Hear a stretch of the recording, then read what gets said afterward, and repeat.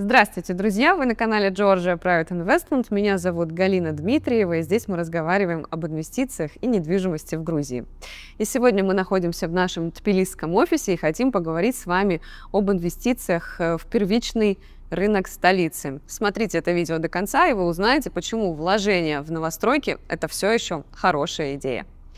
А с нами сегодня в студии Валерий Кварацхелия. Это наш эксперт, наш специалист по первичному рынку здесь, в Тбилиси. И именно с ним мы хотим составить разговор о пользе инвестиций в первичный рынок. Поехали! У нас есть некая канва нашего разговора для того, чтобы вам было комфортно воспринять информацию. По опыту скажи, пожалуйста, как ты считаешь, с чего начинается интерес у инвестора к первичному рынку недвижимости в Тбилиси? В первую очередь у инвесторов в Тбилиси интерес вызывает доходность. Здесь действительно потенциально высокая доходность у недвижимости, у первичной, у вторичной. Но в чем интерес именно первичный, это цикл жизни объекта. Вы зарабатываете на всех этапах. Вы зарабатываете на этапе входа в котлован, вы зарабатываете на каждом построенном этаже этого проекта, зарабатываете на ремонте, который вы сделали, и в дальнейшем на аренде. Поэтому совокупная доходность котлована и сдачи уже в аренду готового объекта будет гораздо выше, нежели, например, сравнивать с объектом уже готовой вторичной недвижимости. Разумеется, да, риски повыше, но при этом и выхлоп будет тоже сильно выше. Ты упомянул про доходность на котловане. Давай в конкретных цифрах расскажем нашим зрителям, нашим потенциальным инвесторам, на что можно рассчитывать. Цифры совершенно разные, цифры зависят от района, в который вы инвестируете, и рассчитывать здесь можно вполне на 20% годовых. Я думаю, это вполне реальная цифра, особенно если мы считаем историю не полной стоимости квартиры, как почему-то делают многие инвесторы, а именно исходя вложенных вами средств. То есть, если мы говорим про рассрочку, 10, 15, 20 тысяч долларов первоначальный взнос, и мы рассматриваем вариант перепродажи, то отчитывать надо именно с этого, да, то есть с количества средств вложенных. Поэтому 20-30% на вложенные средства это вполне реально. Понятно, если мы говорим про общую стоимость объекта, 8-9% от общей стоимости это уже хороший показатель. Но опять же, очень важно выбрать правильного застройщика, правильную локацию, район, видовые характеристики квартиры, планировку. На самом деле факторов очень много при выборе недвижимости, и для этого здесь существуют такие специалисты, как мы, компания GPI, которые может вам в этом помочь. Да, это была нативная реклама, друзья, если вы не догадались. А давай поговорим тогда, разделим, действительно, если мы говорим о спекуляции, то есть купить подешевле, продать подороже, вложить минимум, да, и на каждый вложенный доллар максимально как-то заработать. А что мы говорим про конечную продажу? Вот мы купили на котловане, вот мы там вложили деньги в ремонт, вот мы сдаем в аренду. Что здесь происходит?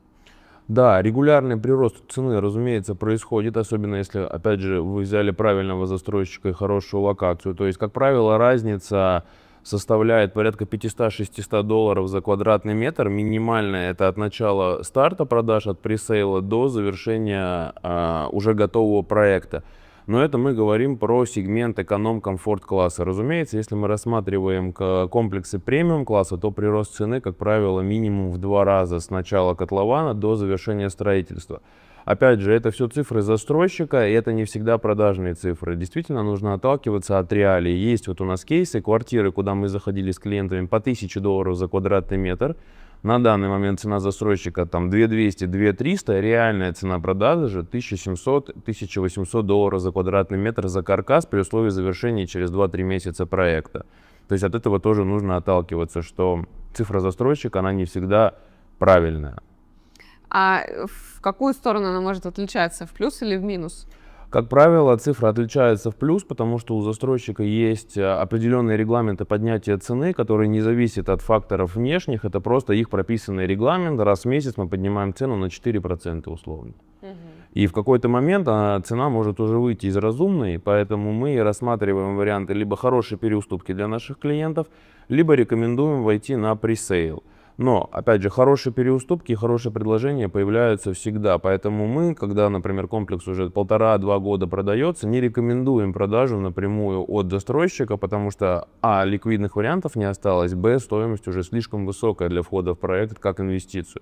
Для жизни, разумеется, можно рассмотреть такой вариант, но не как инвестицию. Проговорили основные форматы, да, покупки. Это котлован, это когда мы вообще на минимуме заходим и ждем, пока наш объект существенно подорожает, и выходим на перепродажу.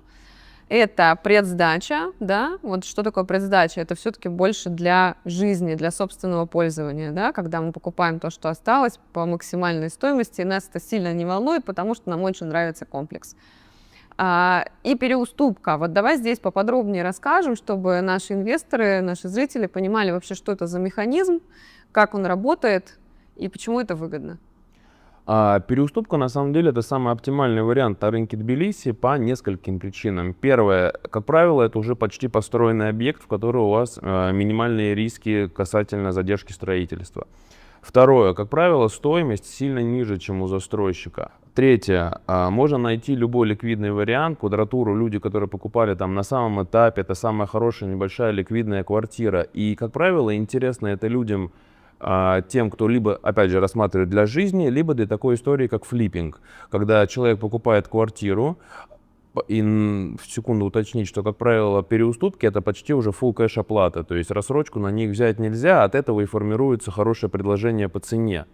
И вот люди, которые занимаются флиппингом, им интересно купить квартиру ниже, чем она сейчас продается у застройщика, как правило, за 2-3 месяца до завершения, когда еще нельзя взять ипотеку на дом, и за оплату full cash хорошее предложение по цене, отремонтировать ее, и через 3 месяца, там 4, когда дом достроится, вы прекрасно, свободно в ипотеку продаете любому клиенту эту квартиру уже по хорошей цене. Супер. То есть, в принципе, да, стратегия под перепродажу на конечном этапе строительства, она, или там уже на сдаче, да, она тоже возможна, потому что часто действительно люди думают, инвесторы, те, кто считает, они как будто бы не видят эту перспективу, этот вариант развития событий, что можно купить под флиппинг на выгодных условиях, отремонтировать, перепродать довольно в короткие сроки. Ипотека действительно сильно расширяет аудиторию, которая может стать вашим конечным покупателем вашего объекта. Ты правильно сформулировал одну из ключевых вообще, на мой взгляд, идей о том, что при выборе объекта на первичном рынке важно учитывать огромное количество критериев. Но все-таки, как ты считаешь, что важнее? Локация, конкретный застройщик, видовые характеристики? Вот как по-твоему? Смотрите, в Тбилиси, поработав уже почти 3 года, я понял, что от застройщика зависит очень многое, потому что в одном и том же районе может строиться 5-6 компаний, но один дом будет полностью продан и ликвиден, а другие дома никому не будут интересны. И поэтому очень важно выбирать правильную компанию. Видовые характеристики в Тбилиси тоже безумно важны, так как это очень красивый город. Всегда есть куда посмотреть, и почти отовсюду видно Мтацминду. И это всегда дополнительный плюс, хороший вид из квартиры.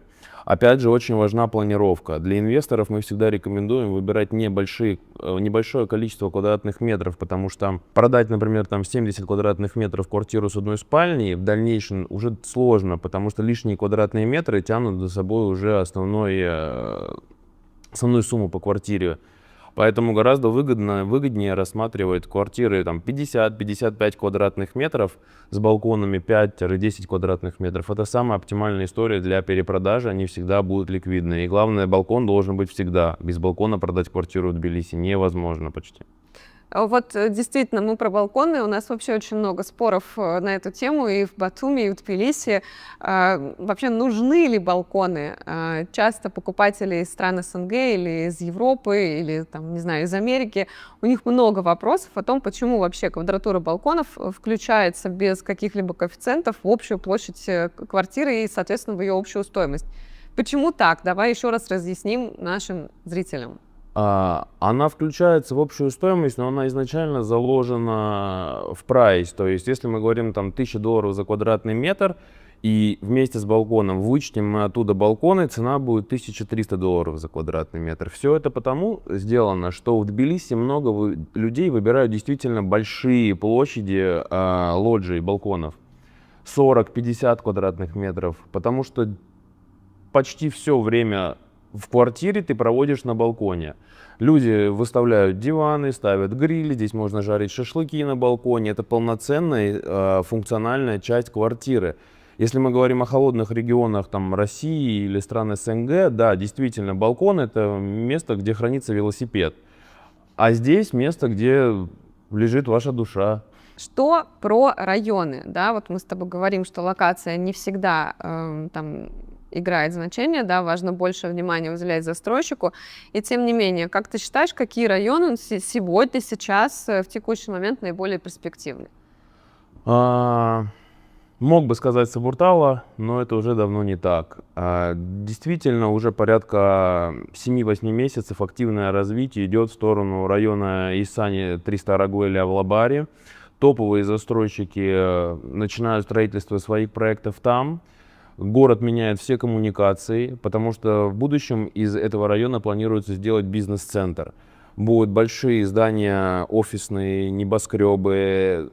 То, как выглядит Исани сейчас, через 5 лет это будет современный Дубай. Поэтому действительно большое количество инвестиций идет сейчас именно в эти районы.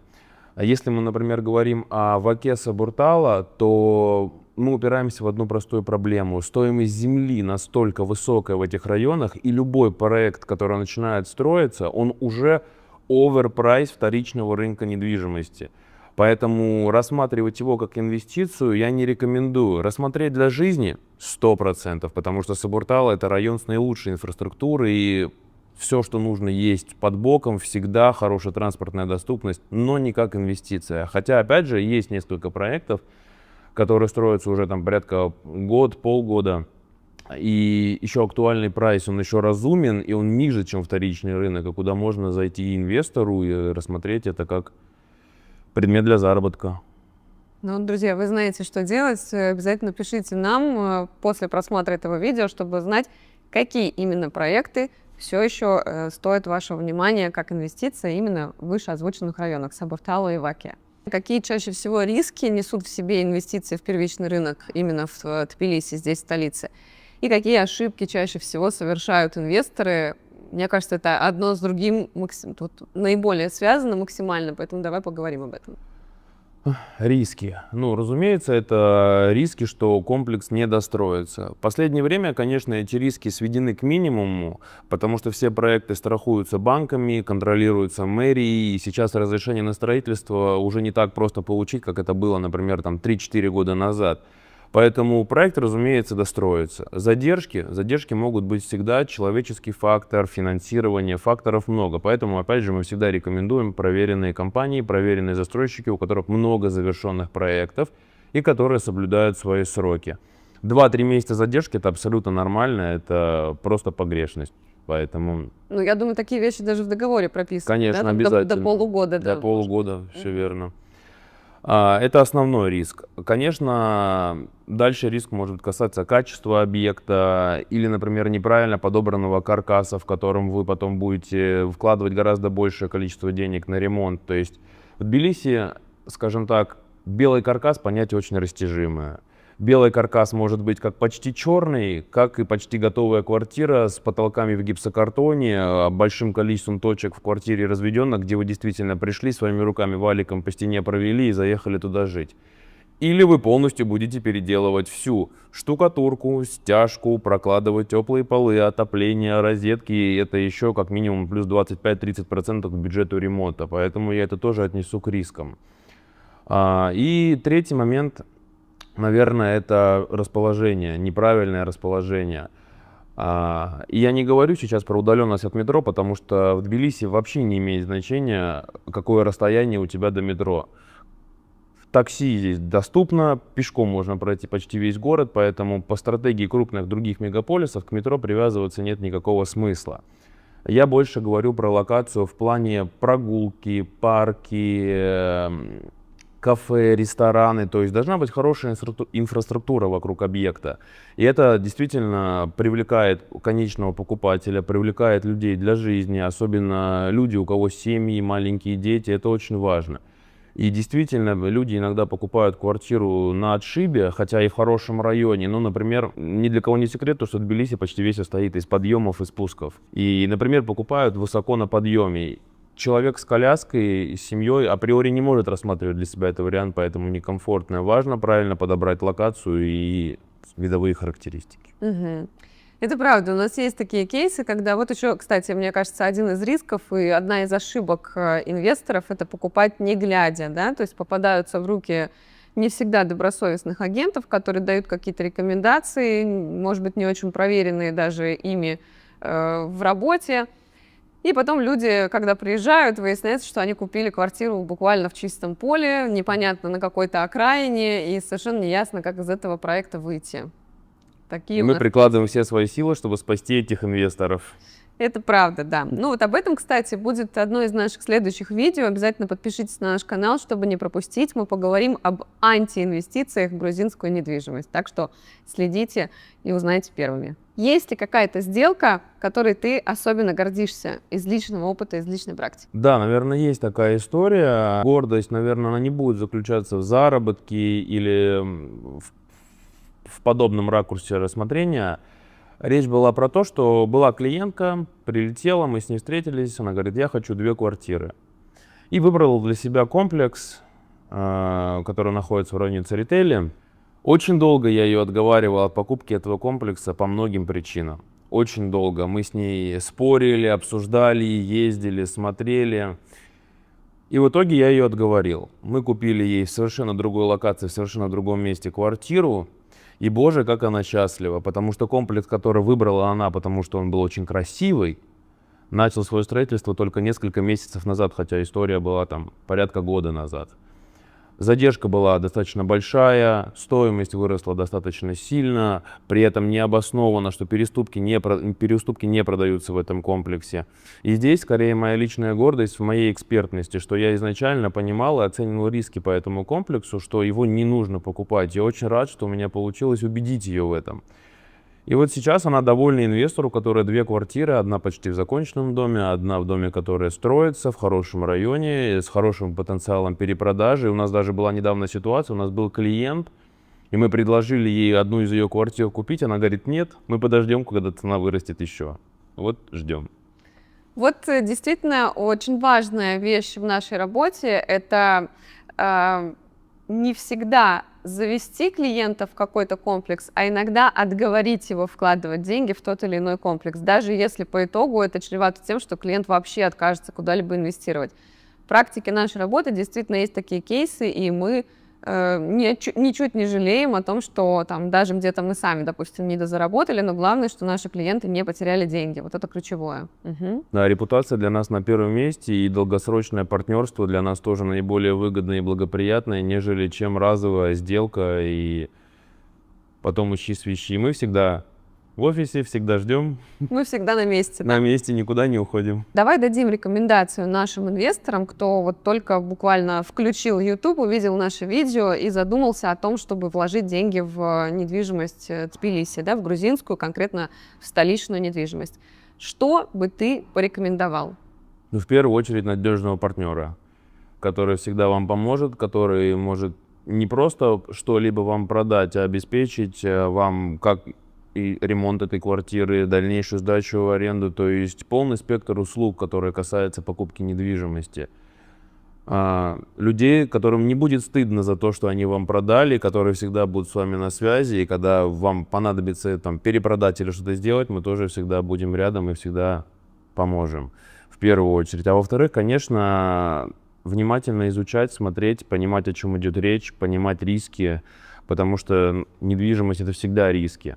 Тогда я добавлю, что на самом деле, если мы говорим про инвестиции, то все же стоит опираться на сухие цифры. И это, кстати, то, чем конкретно твоя работа и твой профессионализм отличаются, что действительно эмоции с точки зрения инвестиций — это какой-то третий совершенно параметр, на который стоит опираться, да, последний, я бы сказала. То есть в первую очередь мы оперируем цифрами, говорим о ликвидности объекта, и потом уже рассматриваем, нравится, не нравится нам лично вообще конкретный дом или конкретное место, да, то есть только с точки зрения выгоды конкретных параметров дохода этого вложения. Какую бы стратегию ты предложил клиенту с чеком 200 плюс тысяч долларов в Тбилиси, и какую бы предложил клиенту с $1 миллион, например?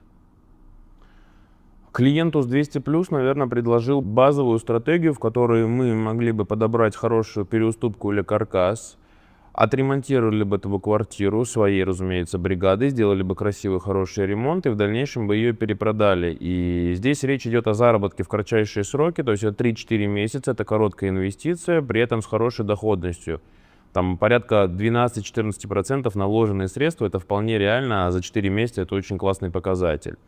Если мы говорим про клиента, у которого $1 000 000 и больше, наверное, инвестиция в большие крупные проекты, рассматривать, выкупать этажами по хорошей скидке, хорошее предложение, ловить какие-то варианты и в дальнейшем перепродавать эту квартиру условно в розницу, то есть уже потенциальному покупателю конечному. Наверное, это была бы самая интересная стратегия. Или рассмотреть, возможно, какую-то девелоперскую историю, что-то построить где-то.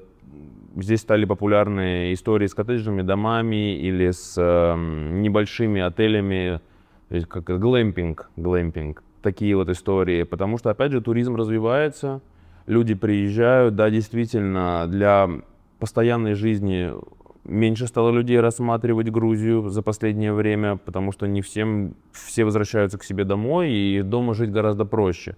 Но при этом очень много людей осталось, и они счастливы от того, что живут в Грузии, я один из них. Но туристопоток растет постоянно и стабильно. Грузия очень красивая страна, при этом в рамках 500 километров от одной границы к другой ты можешь за неделю посмотреть вообще совершенно разные картинки. Поэтому люди действительно приезжают. Да, интересный момент. Вот ты упомянул по поводу глэмпингов и вообще такого типа проекты, они действительно сейчас набирают популярность. Мы недавно ездили в гости к одному из таких девелоперов, мини-девелоперов, я бы сказала, маленьких, но гордых. И о нем мы тоже обязательно расскажем в одном из наших следующих видео. Опять-таки призываю вас подписаться, чтобы не пропустить. Да, интересные стратегии. А если мы говорим про вот первого инвестора с чеком 200+, это будет покупка одной квартиры или вложение в какие-то разные варианты? Мы можем рассмотреть и покупку 2-3 квартир в этот бюджет. Ну, скорее все-таки 2. Это если мы говорим про историю с флиппингом. А также прекрасно можно распределить бюджет в новостройки под небольшие первоначальные взносы. Это тоже очень хорошая стратегия. Главное выбрать правильную застройщику и ликвидную квартиру. Есть сейчас такие предложения на рынке, где в этом бюджете инвестор может приобрести порядка 5 квартир. Но тут имеется в виду именно вложенные $200 000, и они распределятся на 5 квартир до окончания строительства. Понятно, это не будет оплата квартиры на 100%. Эта стратегия скорее через 2 года, когда застройщик уже продаст все свои хорошие ликвидные квартиры, в дело пойдут наши переуступки, и мы начнем зарабатывать ему деньги. Давай опишем наших сегодняшних клиентов. Вот, возможно, среди них кто-то узнает себя, или кто-то почувствует в этом портрете какую-то тягу свою личную к тому, чтобы присоединиться к этому портрету инвесторов. Вот кто сегодня заходит на рынок, конкретно на первичный рынок? Люди, которые понимают, что инвестиция в котлован, хоть и рискованно, она доходна. Люди, которые хотят зарабатывать пассивно, при этом понимая, что их активами управляют профессиональная команда, которой они доверяют и которая может помочь им в любой момент. Люди, которые в принципе жаждут инвестиций в другую страну, понимая, что владеть квартирой за границей – это классно. Люди, которые, возможно, рассматривают релокацию в Грузию и просто пассивный доход с аренды этой квартиры. Люди, которые в первую очередь заинтересованы в финансовом своем успехе. Ну и мне кажется, что все-таки люди, которые действительно любят Грузию, которые интересуются этой страной, это тоже, конечно же, портрет наших покупателей, наших инвесторов. Окей, Валера, спасибо тебе большое за содержательную беседу. Я, как всегда, призываю вас подписаться на все наши каналы, в первую очередь на наш YouTube-канал, на наши витрины по Тбилиси и Батуми, на наш основной ключевой канал в Телеграме. Ну и, как всегда, увидимся в Тбилиси.